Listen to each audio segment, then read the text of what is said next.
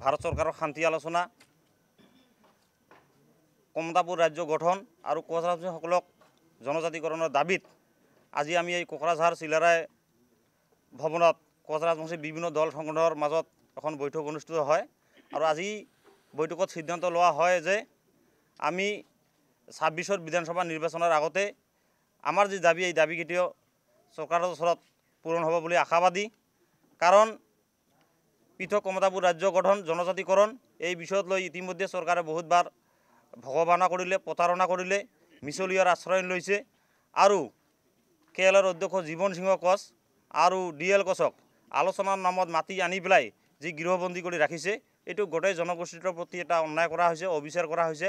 গতিকে আমি সিদ্ধান্ত লৈছোঁ যে আমাৰ দাবীবিলাক আজি যি আমি যৌথভাৱে যিকেইটা সংগঠন বহিছোঁ, এই সংগঠনকেইটাৰ উদ্যোগত অহা ৩ তাৰিখে অসম, পশ্চিমবংগ আৰু বিহাৰৰ বিভিন্ন ঠাইত গণ অনশন কাৰ্যসূচী হাতত লোৱা হৈছে।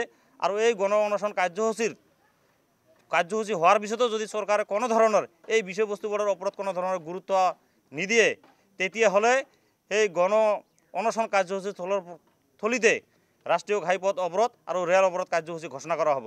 কাৰণ আমি ইতিমধ্যে এইখন চৰকাৰৰ ওপৰত বিশ্বাস আৰু আস্থা নোহোৱা হৈ গৈছে। আমাক কোচ ৰাজবংশীসকলক বিদেশী সজোৱা হৈছে। আজি আমাৰ নিজৰ জেগাতে আমি ভূমিহীন হৈছোঁ, আমাৰ অস্তিত্ব নোহোৱা হৈছে, বেলেগৰ আগ্ৰাসনত আমি উঠি যাব লগা হৈছে। যদি আমাক খিলঞ্জীয়া বুলি ভাবে, যদি চৰকাৰে আমাক সুৰক্ষা দিব বিচাৰিছে, যিহেতু কেন্দ্ৰত আৰু ৰাজ্যত আৰু পশ্চিমবংগতো তৃণমূল কংগ্ৰেছৰ চৰকাৰ আছে, ইচ্ছা কৰিলে কোচ ৰাজবংশীসকলৰ সমস্যাৰ কিন্তু সমাধান কৰি দিব পাৰে।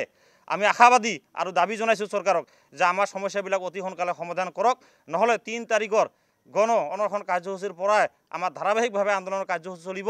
আৰু তেতিয়া বুজি পাব চৰকাৰে যে আমাৰ ৰাজবংশীসকলৰ কিমান শক্তি আৰু আমি কিমান জাগিছোঁ চৰকাৰৰ বিৰুদ্ধে। সেইখিনি চৰকাৰে সিদিনাখনে চৰকাৰে খুব বুজি পাব।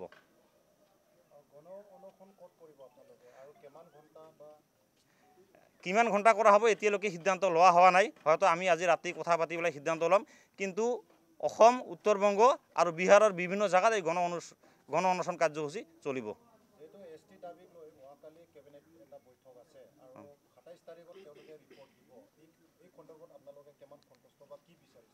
আমি আশাবাদী আৰু আমি এতিয়াও চৰকাৰৰ কৈছোঁ যে এতিয়াও আমাৰ চৰকাৰখনৰ প্ৰতি কিছু আস্থা আছে।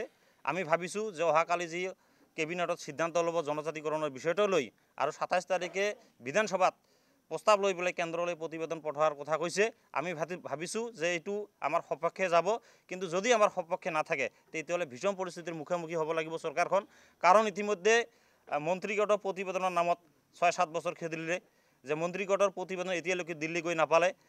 নিৰ্বাচন থকাৰ কাৰণে 2019 চনত ততাতৈয়াকৈ ৰাজ্যসভাত বিলখন লৈ গ'ল। কিন্তু এইটো যে নিৰ্বাচন কেন্দ্ৰিক আছিল, ভোট আদায় কৰাৰ এটা কৌশল আছিল, সেইখিনিও আমি বুজি পালোঁ। গতিকে আমি এইবাৰ ভাবিছোঁ যে আমাক আৰু ললিপক নেদেখুৱাব, আমাক আৰু প্ৰতাৰিত নকৰিব। আমাৰ এটা স্পষ্ট কথা যে ২৬ৰ বিধানসভা নিৰ্বাচনৰ আগতে কেএলৰ লগত শান্তি আলোচনা, জনজাতিকৰণ আৰু পৃথক কমতাপুৰ ৰাজ্যলৈ ত্ৰিপাক্ষিক একটা আলোচনা হ'ব লাগিব।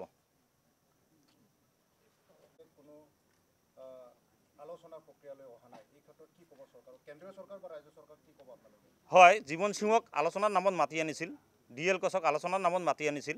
তেখেতসকলক এই আলোচনাৰ প্ৰতি সঁহাৰি জনাই জংঘলৰ পৰা ৰাইজৰ মাজলৈ ঘূৰি আহিছিল। কিন্তু দেখা গৈছে যে আলোচনাৰ নামত একো আলোচনা নাই, মাথো গৃহবন্দীহে কৰি ৰাখিছে। আৰু মানুহবিলাকক এনেকুৱা গৃহবন্দী কৰি ৰাখি পেলাই আমাৰ এই আন্দোলনটো যে স্থগিত কৰিব বিচাৰিছে, যে কেএলৰ আন্দোলনটো যে ধ্বংস কৰিব বিচাৰিছে, সেইটো কিন্তু কেতিয়াও নোৱাৰে। এইবাৰ আমি KSDC, আক্ৰাছু আৰু বিভিন্ন দল সংগঠনে এই বিষয়বিলাকৰ ওপৰত চকু ৰাখিছোঁ। আৰু আমি দেখি আছোঁ চৰকাৰৰ ভগৱানা, আমি এইবাৰ উচিত প্ৰত্যুত্তৰ দিবলৈ সাজু হৈছোঁ। আজি আমরা কোকরাঝারের চিলারায় ভবনত আজি 50টারও বেশি সংগঠন এতে যুক্ত হয়েছি যৌথ উদ্যোগত। যেমন এটা আক্রাসু, আমার KPP বিভিন্ন সংগঠন, GCP বিভিন্ন সংগঠন, তারপরে আমার কোচ রাজবংশী নরসো শেখ, কোচ রাজবংশীর অন্যান্য সংগঠন, সমস্ত স্তরের বিভিন্ন সংগঠন আজি এই আমার যৌথ উদ্যোগত স্বতঃস্ফূর্তভাবে আজি এটা আমরা আলোচনা করি। আর সবাই মিলিয়া একমত হনি যে আমার যে সাংবিধানিক অধিকার, আমার কেএলওর আর কেএলও কেডের সঙ্গে আমার আইকনিক লিডার কামাতরত্ন জীবন সিংহ ডাঙ্গুরিয়া, ডিএল কোচ ডাঙ্গুরিয়ার সঙ্গে ভারত সরকারের যে শান্তি আলোচনা, এই শান্তি আলোচনা অবিলম্বে কোর্ট করি লাগে, এই মর্মে সবাই মিলি এই শান্তি আলোচনার মাধ্যমে আমার রাজ্য ভাষা এসটিকরণ যাতে অনতিবিলম্বে এই 25-এর মধ্যে আমার সরকার আমরা দিয়ে দেয়, আমার যে দাবি, সাংবিধানিক দাবি, মৌলিক অধিকার, এগুলা যাতে আমরা আদায় করতে পারি, তার জন্য আমরা সমবেতভাবে আইসা 3 তারিখ থেকে অনশনের আমরা সিদ্ধান্ত গ্রহণ করছি। সবাই মিলে স্বতঃস্ফূর্তভাবে আসাম, উত্তরবঙ্গ, বিহার মিলিয়া সবাই অনশনের ডাক আজই দেওয়া হয়েছে। সেটা আমরা আরও মিটিং করব, মিটিং করিয়া আরও আমার পরিকল্পনাগুলো ঠিক করব, করিয়া কীভাবে করব সেটা আসাম, উত্তরবঙ্গ, বিহার মিলিয়া আমরা আরও মিলিতভাবে আলোচনা করে এটা সিদ্ধান্ত নেব। পরপর বিভিন্ন কর্মসূচি, আমার এটাই শেষ আমার সংগ্রাম, আমার সবারে আমার অস্তিত্ব রক্ষার যে লড়াই, এইটাই আমার দেয়ালত পিঠ থেকে গেছে।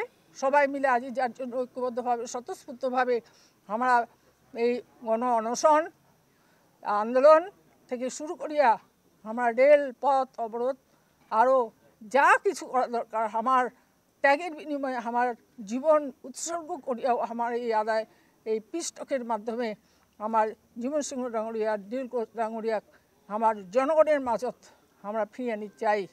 আসামত কিছুদিন আগে তো একটা প্রতিবাদী সভা করলেন, এবার কি উত্তরবঙ্গত কি সেই সভাটা করে দিয়েছেন? উত্তরবঙ্গ তো আমরা জনসভা করি পারি, আমরা সমস্ত কিছু, শুধু উত্তরবঙ্গ বলি না হয়, আসাম, বিহার, উত্তরবঙ্গ সমস্ত জায়গায় আমার একই ধরনের কর্মসূচি আমার জারি থাকবে। আমাৰ আজি কোকৰাঝাৰ জিলাৰ চিলাৰায় ভৱনত আমাৰ KSDC, আকাৰচু আৰু কোচ মুছছেক, আমাৰ সন্মিলনী, আমাৰ GCPA, আমাৰ KPP আদি কৰিয়া 50টা সংগঠনে একত্ৰিতভাৱে আমি আজি ইয়াতে আলোচনা কৰিলোঁ। আগন্তুক দিনৰ কমতাপুৰ ৰাজ্য দাবী, পৃথক কমতাপুৰ ৰাজ্য দাবী, আমাৰ এসটিকরণ আর ভাষাক নিয়ে আমি আজি ঐক্যমত হইলুম যে আগন্তুক 3 তারিখে আমি অনশন কার্যসূচী লম। এতে আমার সম্মানীয় KL চেয়ারম্যান পার্সন জীবন সিংহ মহাশয় আর তথা KL কেন্দ্রের ডিএল কোচ মহাশয়ক আজি 3 বছর ধরিয়া অন্য কুঠুরি রাখিছে।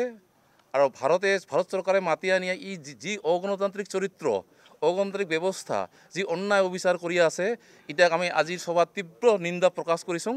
আৰু আগন্তুক দিনত আমি জীবন সিংহ মহাশয় আৰু ডিএল কোচ মহাশয়ৰ নেতৃত্বত আমি ঐক্যবদ্ধ গণসংগ্ৰাম কৰিম। আজিৰ এই সভাখনত আমাৰ গোটাইখন সংগঠন একেলগে সবৰে উদ্যোগত অনুষ্ঠিত কৰা হৈছে। গতিকে আজিৰ এই সভাৰ যোগেদি যদি 26-এৰ আগে আমাৰ কমতাপুৰ ৰাজ্য, আমাৰ এসটিকরণ আর ভাষাক যদি আমাক সম্মানজনকভাবে সমাধান করে, আমরা অধিকার যদি আদায় করি না দে, তাহলে কিন্তু আমি চিকেন নেকক স্তব্ধ করে দিম, রাজপথ অবরোধ করিম, ঘাইপথ অবরোধ করিম, রেল অবরোধ করিম, আর আমি 3 তারিখে অনশন করিম বলিয়া ঘোষণা করিলাম। থ্যাংক